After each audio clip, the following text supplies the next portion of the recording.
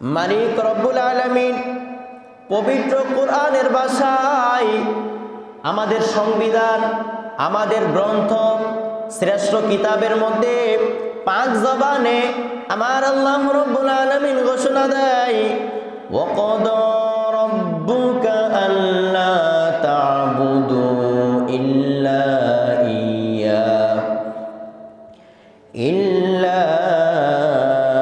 ইয়্যাহু বিল ওয়ালিদাইনি ইহসানা।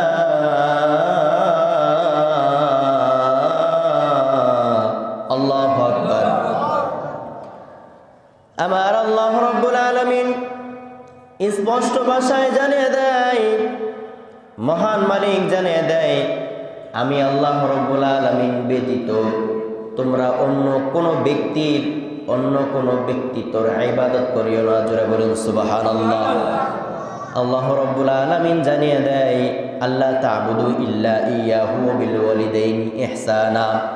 তোমরা আমার ইবাদত ছাড়া অন্য কোনো ব্যক্তির ইবাদত করিও না। পক্ষান্তরে আমার আল্লাহ রাব্বুল আলামিন বলেন, তোমরা পিতা মাতার সঙ্গে সদা সর্বদা সৎ আচরণ করো। চিৎকার দিয়ে বলেন সুবহানাল্লাহ। শুধু কি তাই না, আমার আল্লাহ রাব্বুল আলামিন কোরআনের ভাষায় আরো জানিয়ে দেয়, ইম্মা ইয়াবলুগান্না ইনদাকাল কিবারু আহাদুহুমা আও কিলাহুমা ফালা তাকুল লাহুমা উফি ওয়ালা তানহারহুমা ওয়া কুল লাহুমা কাওলান কারীমা। আমার আল্লাহ রাব্বুল আলামিন আরো জানিয়ে দেয়, তোমার সম্মুখে তুমি দেখতে পাচ্ছ, তোমার দৃষ্টিকোণ থেকে তুমি দেখতে পাচ্ছ, তোমার মাতা পিতা থেকে কোন একজন ব্যক্তিত্ব অসুস্থ হয়ে গিয়েছে, কোন একজন ব্যক্তিত্ব মাতা পিতা থেকে অসুস্থ হয়ে গিয়েছে বা বৃদ্ধ হয়ে গিয়েছে। তোমরা তাদের সাথে কষ্টদায়ক সেই সময় কথা বলিও না। তোমরা বৃদ্ধকালে মা বাবা যে সময় বৃদ্ধ হয়ে যায়, অসুস্থ হয়ে যায়, ওই সময় কষ্টদায়ক কথা বলিও না। আমার আল্লাহ রাব্বুল আলামিন জানিয়ে দেয়, তাহাদের সঙ্গে সম্মানসূচক বাক্য ব্যবহার করো। করেন সুবহানাল্লাহ। তাহাদের সঙ্গে সদা সর্বদা সম্মানসূচক বাক্য ব্যবহার করো। আমার আল্লাহ রাব্বুল আলামিন আরো জানিয়ে দেয়, ওয়াকফিদ লাহুমা জানাহা যুল্লি মিনার রাহমাতি ওয়া কুর রাব্বিরহামহুমা কামা রাব্বায়ানি সগীরা। আর তোমরা দোয়া করতে থাকো সদা সর্বদাই। তোমাদের মাতা পিতার জন্য তোমরা দোয়া করতে থাকো, নামাজের পরে, হাঁটা চলার মধ্যে, পাক পবিত্রতা অবস্থায়, সব সময়, যেই সময় সুযোগ পাও ওই সময় তোমরা তোমার মাতা পিতার জন্য দোয়া করো। রব্বিরহামহুমা কামা রাব্বায়ানি সগীরা। চিৎকার দিয়ে বলেন সুবহানাল্লাহ। আমার আল্লাহ রাব্বুল আলামিন জানিয়ে দেয়, মাতা পিতার শানে মানে ওই রকম দোয়া করো যেমনি ভাবে, যেই রূপ তোমার শৈশবকালে তোমাকে দয়ার সহিত তোমাকে লালন পালন করেছে, তোমাকে বড় করেছে, সেমনি ভাবে আরবি ভাষায় আল্লাহ রাব্বুল আলামিনের কাছে বলো, হে আল্লাহ, আমাকে যেমনি ভাবে শৈশবকালে দয়ার সহিত হয়ে আমাকে লালন পালন করে বড় করেছে, এমনি ভাবে আমার মা বাবা আজকে বৃদ্ধ হয়ে গিয়েছে, তাকেও এমনি ভাবে, তাদের দুইজনকেও এমনি ভাবে আপনি লালিত পালিত করেন। করেন সুবহানাল্লাহ। এমনি ভাবে মা বাবার জন্য দোয়া করার দরকার আছে না নাই? এই জোরে বলুন না, মা বাবার জন্য দোয়া করার দরকার আছে না নাই? আজকে আমরা কয়জনে দোয়া করি? দুনিয়ার ব্যস্ততা নিয়ে পড়ে আছি, দুনিয়ার মিল ফ্যাক্টরি নিয়ে পড়ে আছি, দুনিয়ার দোকানপাট নিয়ে পড়ে আছি, আত্মীয় স্বজনের ব্যস্ততা নিয়ে পড়ে আছি, এদিকে ব্যস্ত সেদিকে ব্যস্ত, যেদিকে তাকায় সেদিকে ব্যস্ততা নিয়ে পড়ে আছি। কেন রে ভাই? আপনার মা, যে মা 10 মাস 10 দিন আপনাকে গর্ভে লালন পালন করেছে, আপনার বাবা, যে বাবা মাথার গাম পায়ে ফেলে আপনাকে খাবার খাইয়েছে, শুধু কি তাই না, বাবা পড়ে নাই আপনাকে পড়াইছে, বাবা খায় নাই আপনাকে খাওয়াইছে, উরের খাবারটা নিয়ে আপনাকে দিয়েছে। জন্য আপনি দোয়া করেন না, এত নিমক হারাম আপনি হন কিভাবে? ঠিকই না?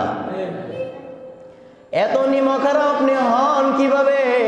আর জেনে রাখুন, শুনে রাখুন, মা বাবার জন্য যদি সর্বদা দোয়া করতে থাকেন, ফেরেশতা কুল আপনার জন্য দোয়া করতে থাকে, স্বয়ং আল্লাহ রাব্বুল আলামিন আপনার সামনে সন্তুষ্ট হয়ে থাকে। বলেন সুবহানাল্লাহ। মা বাবার জন্য দোয়া করতে হবে। মা বাবা এমন জিনিস, এমন জিনিস, এটা আমার ভাষায় বোঝানো সম্ভব নয়। প্রত্যেকটা সন্তান যদি নিজের চামড়া কেটে, নিজের চামড়া দিয়ে জুতা বানিয়ে মা বাবার পায়ের মধ্যে পরিয়ে দেয়, মা বাবার ঋণ বিন্দু পরিমাণ শোধ হবে না। চিৎকার দিয়ে বলেন ঠিক কি না? মা বাবা হচ্ছে এমন জিনিস, মা বাবা হচ্ছে আপনার স্বর্ণের টুকরা। একটা বাক্য আমরা অনেকেই শুনে থাকি, মাতা পিতা থাকিতে করিও যতন, হারাইলে বুঝিবা কি হারিয়েছ কি রতন। কথা বলেন ঠিক কি না? মা বাবা খুব শখের জিনিস। দুনিয়ার সব ভালোবাসা যদি চলে যায়, মা বাবার ভালোবাসা সব সময় থাকে। কথা বলেন ঠিক কি না? আর মা বাবার ভালোবাসার মধ্যে কোনো ফলস থাকে না। মা বাবার ভালোবাসা হচ্ছে রিয়েলিটি ভালোবাসা। সন্তান যেই সময় এদিকে ভালোবাসা পায় না, সেদিকে ভালোবাসা পায় না, ওই সময় যেই সময় মায়ের আঁচল ধরে মায়ের আঁচল ধরে মায়ের ভালোবাসা গ্রহণ করতে চায়, মা মনটা উজাড় করে ছেলে সন্তানদেরকে, মেয়ে সন্তানদেরকে ভালোবাসে। কথা বলেন ঠিক কি না? সে মা বাবার জন্য আজকে আমরা দোয়া করি না। আমার মতো নিমক হারাম তো দুনিয়ার মধ্যে হতে পারে না। কত কষ্ট করে মা আমাকে লালন পালন করলো, বাবা আমাকে লালন পালন করলো। যে মা রাত্রিবেলায় ঘুমিয়ে থাকে, শুয়ে থাকে, মা রাত্রিবেলা শুয়ে থাকে, ঘুমিয়ে থাকে। যে সময় বাবা ঘুমায়, আত্মীয় স্বজন ঘুমায়, বোনটাও ঘুমায়, ভাইটাও ঘুমায়, আমি সন্তান, আপনি সন্তান, সেই সময় জোরে জোরে মায়ের পেটে লাথি মারি, সেই সময় জোরে জোরে কলিজার মধ্যে আঘাত করি। মা চিৎকার দিয়ে ওঠে, হাউ মাউ করে কেঁদে ওঠে। আবার ওই দিকেও খেয়াল রাখে যেন কারো ঘুমের ক্ষতি না হয়। ঠিক কিনা? ওই দিকেও খেয়াল রাখে কারো ঘুমের ক্ষতি হয় কিনা। মা বাবা, মা হচ্ছে এমন জিনিস, একদিন নয়, 2 দিন নয়, 1 মাস নয়, 2 মাস নয়, আমি আপনার লাথির জ্বালা, ব্যথার যন্ত্রণা 10 মাস 10 দিন সহ্য করে তারপর আপনাকে দুনিয়ার মধ্যে আনাই। আল্লাহ রাব্বুল আলামিনের রহমতে আপনাকে আমাকে দুনিয়ার মধ্যে প্রেরণ করায়। এত কষ্টের পরে মা বাবা এত কষ্ট করে আমাদেরকে লালন পালন করে, পেটের মধ্যে ধরে আবার দুনিয়ার মধ্যে উনি লালন পালন করে দুনিয়ার মধ্যে আসলাম।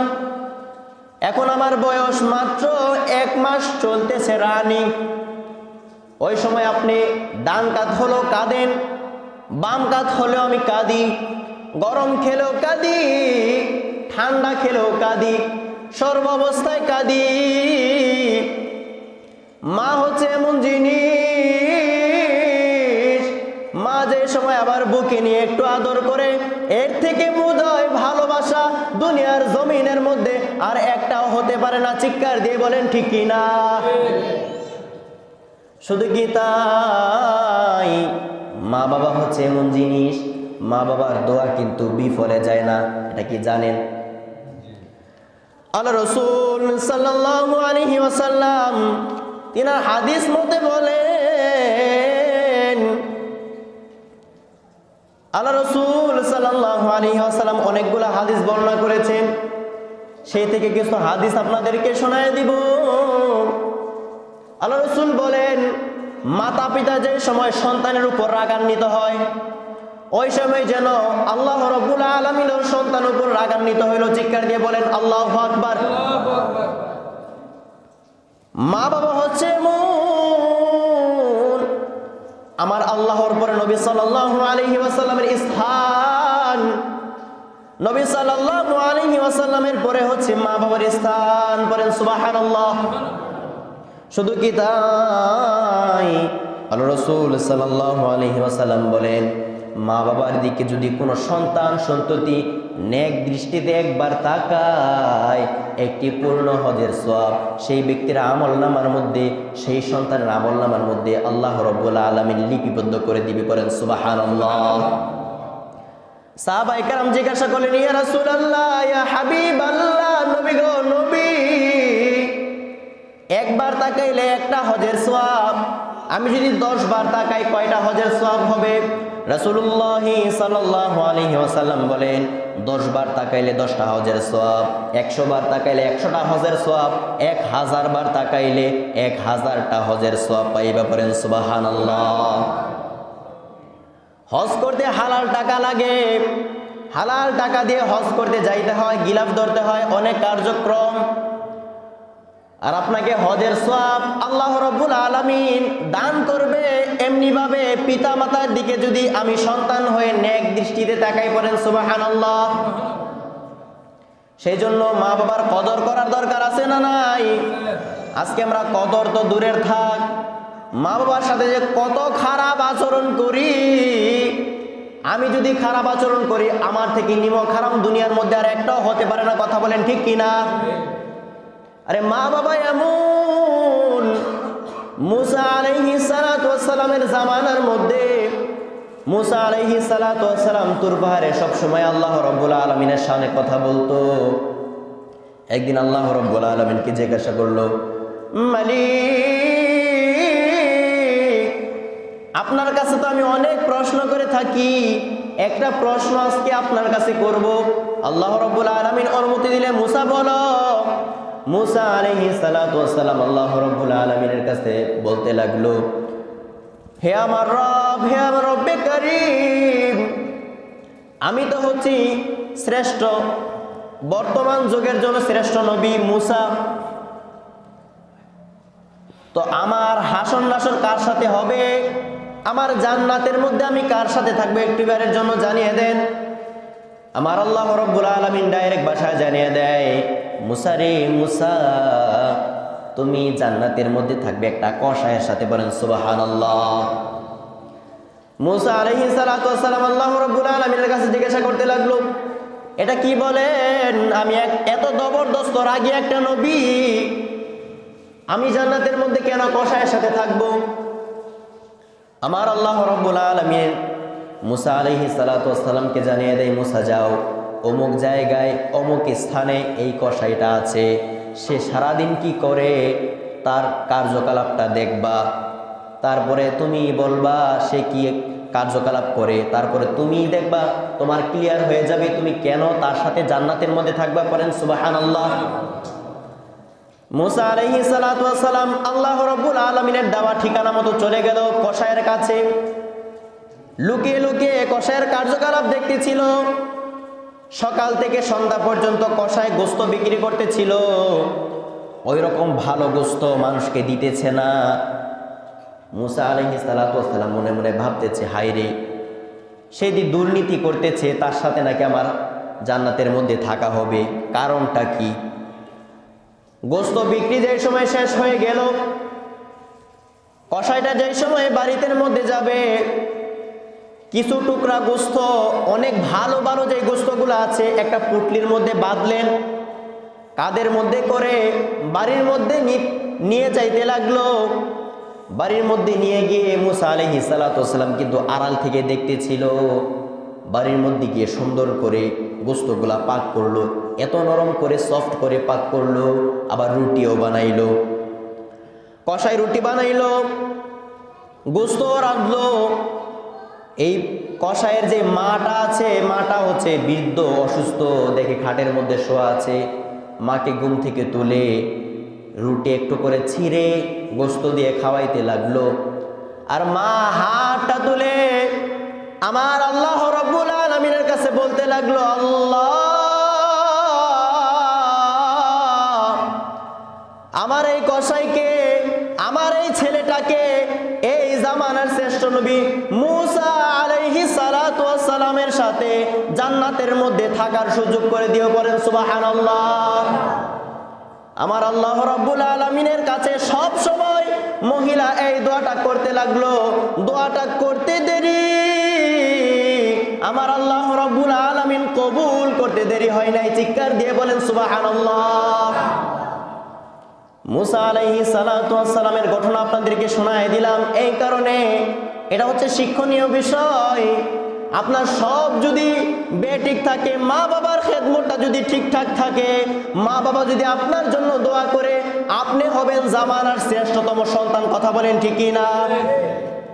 এই জামানার মধ্যে তাকিয়ে দেখেন, যারা পূর্বে ছিল এই জামানার মধ্যে ছিল, আছে, বর্তমান অবস্থায় চলাফেরা করছে, যারা বর্তমান উচ্চ লেভেলের, যারা কোটিপতি হয়েছে, যারা একটু ভালো খায়, ভালো পরে, ভালো স্থানে থাকে, তাদের দিকে তাকিয়ে দেখেন, তাদের অবশ্যই মা বাবার দোয়া তাদের সাথে আছে। কথা বলেন ঠিক কি না? এই জন্যই তারা আজকে উপরে উঠতেছে।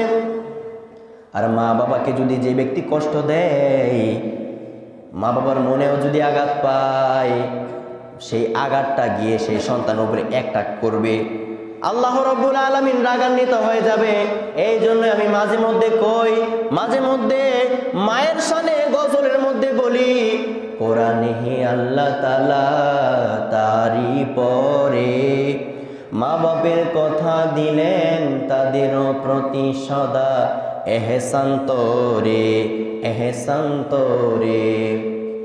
তাদেরও খুশিতে যে আল্লাহর সন্তোষ, তাদেরও রাগেতে রব হয় যে অসন্তোষ। শিকার দিয়ে বলেন সুবহানাল্লাহ। মহান মালিকের অসন্তোষ সেই সময় আপনার জন্য হবে যে সময় আপনার কাছে আপনার মা বাবা নারাজ থাকবে। কথা বলেন ঠিক কি না?